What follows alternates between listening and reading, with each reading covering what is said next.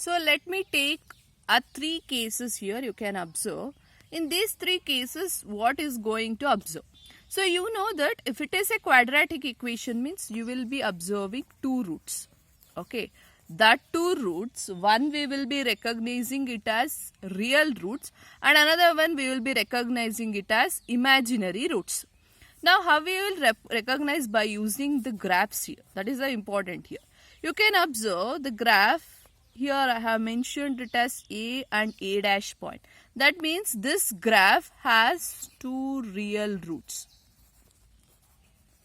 Two real roots are there for this graph, that is A as well as A dash here. Okay, because whenever we are going to say a quadratic equation has a real roots means that points, that is the graph should meet at x-axis. Here the graph is meeting at x-axis with 2 points here, so hence two real roots are present.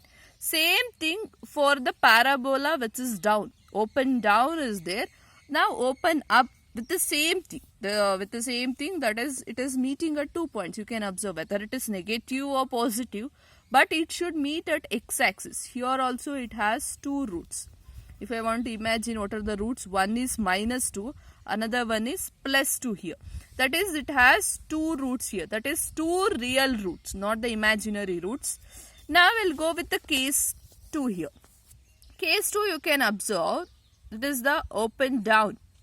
Okay, open down parabola is there, that is the curve. It is meeting at only single point.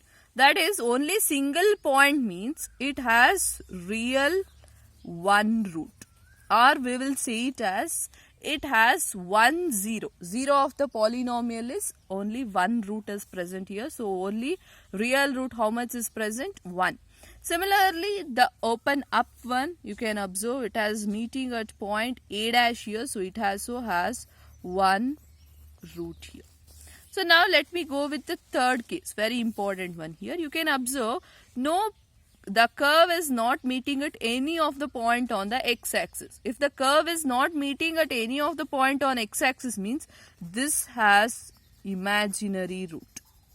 This has imaginary root, that means it doesn't have the real root. So no solutions you can observe. Same thing you can observe here in this case also. In the open down you can observe it is not meeting at any of the x-axis. So hence it also does not contain here.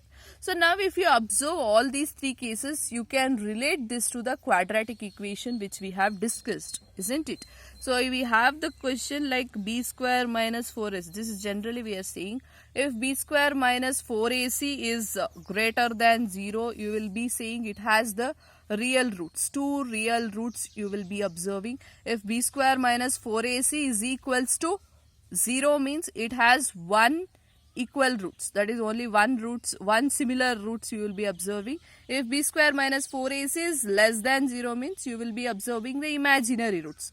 So that three conditions you can apply here so that you will clearly understand here. So now let me take few examples so that we will recognize what are the roots. So now let me take a few examples which I have taken here. You can observe this is the first example. In the first example you can see x-axis, exactly we have to see on the x-axis.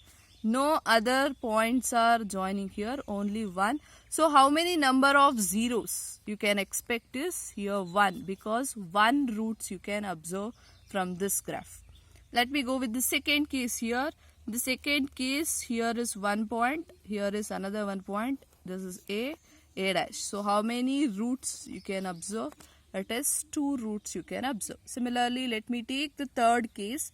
Third case, this is the 1 point A, this is the B point, and this is the C point here. It has 3 roots. It has 3 roots. So 3 roots is nothing but in the 3 ways the quadratic equation will become 0. That is 0 of the polynomial of a given quadratic equation has 3 roots here. Now let me go with the fourth case here. In the fourth case, don't see with the y-axis, just go with the x-axis here. You can observe this is the point A here. Only one roots you can observe, that is number of zeros is 1. So 1 root. Now let me go with the fifth case here. In the fifth case, you can observe it is at the x-axis, it is meeting at only 1 point, so it has 1 root here. Similarly, go with the last one, a different one. This is the 1 point A, this is the another one root B, this is C as well as D. So how many number of zeros you can observe? 4 number of zeros can be observed based on this graph. I think you have understood this, how to find out the number of zeros by the geometrical method. So if we have any doubts, we will discuss in a live session. Thank you, children.